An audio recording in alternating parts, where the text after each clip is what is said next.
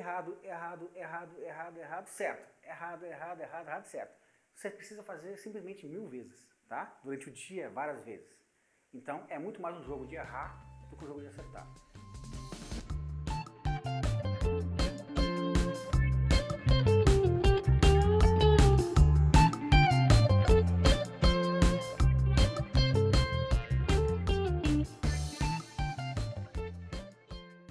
Uma das coisas que eu posso me lembrar agora, em geral, foi que na época de colégio, eu era visto como um aluno muito ruim pelos professores, todo mundo, porque eu não odiava ele estudar, odiava ler os livros, era muito rebelde. Aí eu pensei, vou pegar o livro mais complicado que tem. Aí eu peguei Kant, Platão, Pitágoras, né? Coisas complicadas, né? E o que eu fazia? Eu lia a capa, lia o meio do livro, lia o final e falava ao professor, olha aqui, ó, né? Eu li isso aqui. O que acontece? Quando eu comecei a fazer esse tipo de coisa, eu comecei a me interessar por aqueles livros. E aí eu comecei a gostar de poesia, comecei a gostar de filosofia, sociologia, e aí Freud, Jung, e aquilo acabou me despertando um lado. Continuei ruim no colégio, mas encontrei alguma coisa que eu gostava. Antes de computação gráfica, eu trabalhei com maquete eletrônica normal. Depois foi para gráfica, né? A eletrônica foi interessante porque a maquete tradicional foi interessante porque eu estagiava numa empresa de engenharia. Aí eu vi uma maquete horrível subindo lá para cima, no último andar, com o presidente, que era estagiário no último. Eu olhei, isso que ridículo, uma maquete horrível, o cara pagando fortunas, né? Aí o que eu fiz? Dei uma de louco, sou estagiário mesmo, fui até lá em cima na presidência, invadi a sala do presidente, falei, paciência, né? Tá um saco trabalhar aqui. E falei, tem uma proposta para você. Eu faço essa mesma maquete que está do seu lado para você, só que eu faço de graça. Você aceita ou não aceita? Aí falou, como assim? De graça. Você aceita ou não aceita? Aceito. A condição é o seguinte, se eu fizer essa maquete muito melhor que essa, você vai aceitar e vai usar a minha de graça. Em compensação, todos os trabalhos daqui em diante que você tem de maquete vão ser para mim e vão fazer uma empresa em função disso. Daí que eu comecei minha vida empresarial. Ele gostou e ele começou a pagar o mesmo valor que pagava as maquetes para mim. E aí eu chamei gente da arquitetura e comecei a fazer uma empresa de maquetes. Comecei a ver isso, daí eu comecei a mudar para computação gráfica, que eu vi que era uma evolução. E aí que começou meu interesse meio por parte computacional, vamos dizer assim.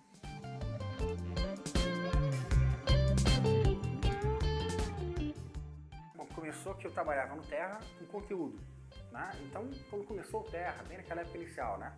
E a questão que eu via muito, que discutia muito, é que apresentar o conteúdo não é tão importante porque tem abundância de conteúdo. A questão mesmo é você priorizar o que é relevante para a pessoa. E esse é o desafio, tá? E os algoritmos que eu via na época não tinham capacidade de fazer isso. No máximo você tem um Google, que é um pesquisador, mas você não tem alguém que pegue o texto e interprete o texto. Então, interpretação de texto não era, e ainda também não é muito, uma coisa muito fácil de fazer em tecnologia. Então, no Terra, eu comecei a estudar esse assunto sobre Artificial Intelligence, sobre computação Deep Learning, e aí eu comecei a desenvolver uma lógica de um software. Passou um tempo, chamei meu atual sócio, que é o Miguel, para a gente começar a brincar com isso, né? Tentar ver como seria. Eu já tinha outras empresas.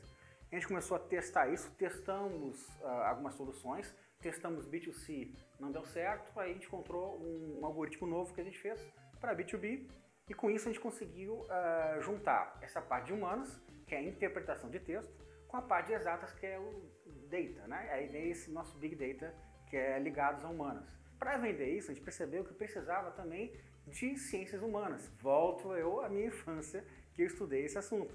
Então a gente começou a matematizar não só textos, mas também matematizar teorias psicológicas e sociológicas. A diferença é que eu não vou dizer que subiu, caiu, ou aumentou, ou diminuiu.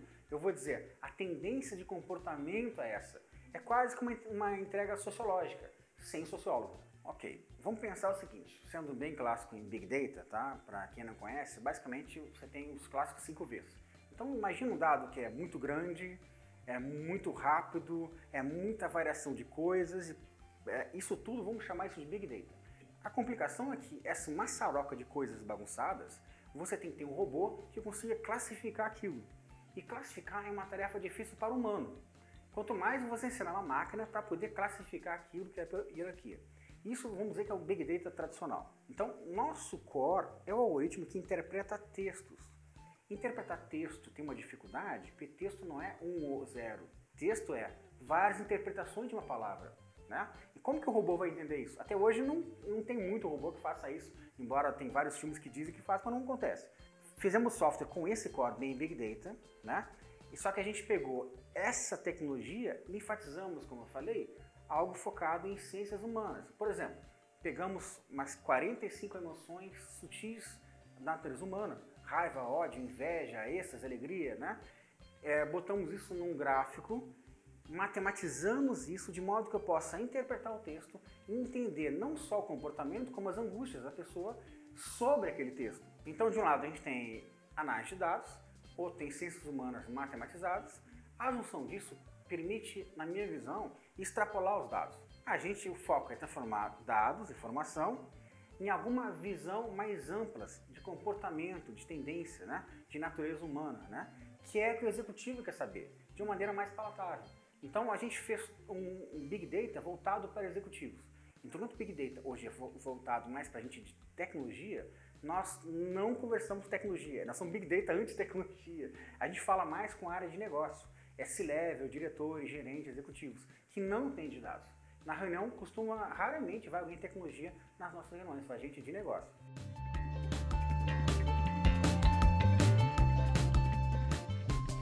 O pior momento foi quando a gente fez um monte de workshop com um monte de investidores, né? Então, todo mundo dá conselho, isso é uma parte bem interessante, né? Todo mundo dá um monte de conselho. Só que a dificuldade é, se você escuta muito eles, você vai quebrar, se não escuta, vai quebrar. A dificuldade foi, será que eu estou no caminho certo ou não? Né? Porque eu não conseguia investimento para o negócio continuar. Foi quando eu resolvi, não, eu não vou seguir a opinião da maioria. Eu vou tentar olhar para o mercado, ver o que o mercado falta e vou seguir no meu caminho, mesmo que eles não achem que faça sentido. São os melhores momentos. É o melhor momento. Por quê?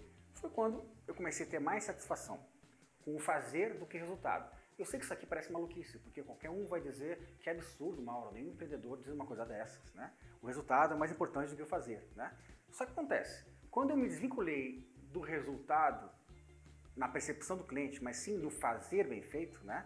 Isso me dá satisfação quando eu faço. Se o cliente fala que não gostou, eu penso, poxa, fiz da melhor maneira, gostei do que fiz, já estou satisfeito. Parece que é irracional, mas o efeito na prática que tem isso é o cliente acaba gostando. Se eu tento inverter e satisfazer o cliente, né, e trabalhar na demanda que ele pede, né, normalmente ele não está satisfeito. Então, isso foi uma coisa que eu fui aprendendo ao longo da execução.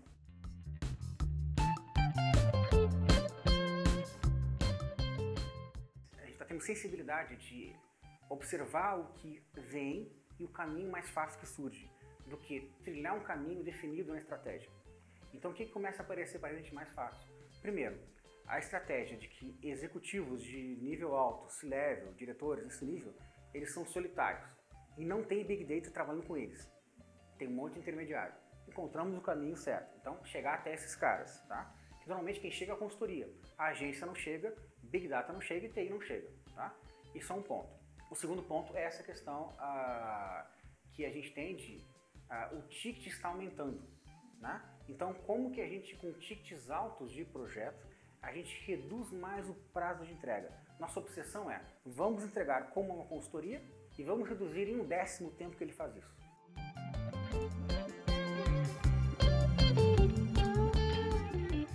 Como a gente tem um lado que é o lado de negócio, tem que faturar para funcionar.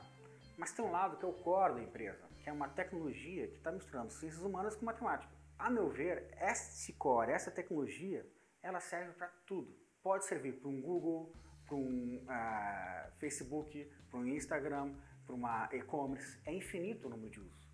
Meu sonho futuro, né, é, quando essa camada de negócio estiver bem estável, esse core poder ser replicado para todas as empresas como uma solução que agregue a solução deles.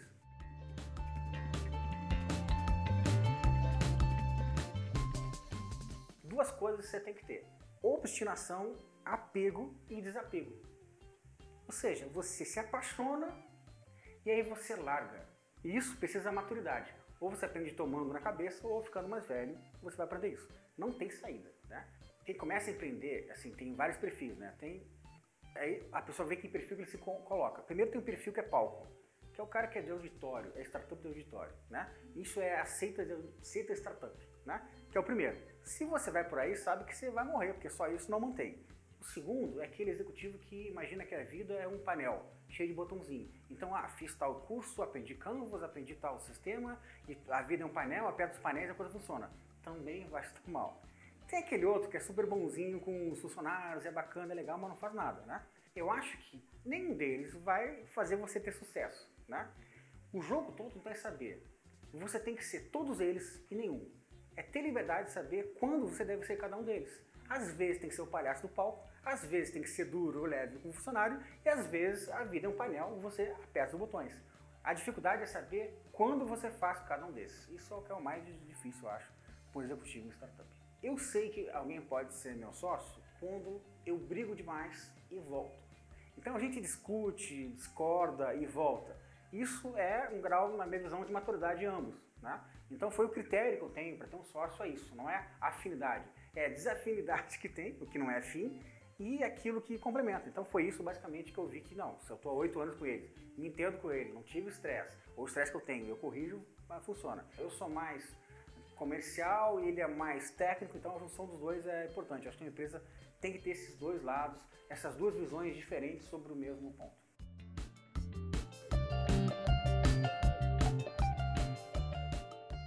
É estatística. Você precisa, né? A cada 100 vezes uma dá certo. É exatamente isso, 100 uma dá certo. A cada 100 startups tem uma que vai dar certo. Então, 100 uma dá certo. Bota na cabeça isso, pensa como estatística então. Se você não consegue entender a racionalidade, né?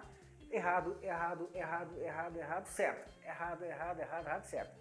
Você precisa fazer simplesmente 1000 vezes, tá? Durante o dia, várias vezes. Então, é muito mais um jogo de errar do que um jogo de acertar. A sorte surge em função disso. Então, a obstinação é que faz você não desistir. O fracasso está na desistência e não na sorte. Basicamente, para um sucesso que a gente tem sempre fracasso. No dia a dia tem erros. É essa a questão. O jogo é esse.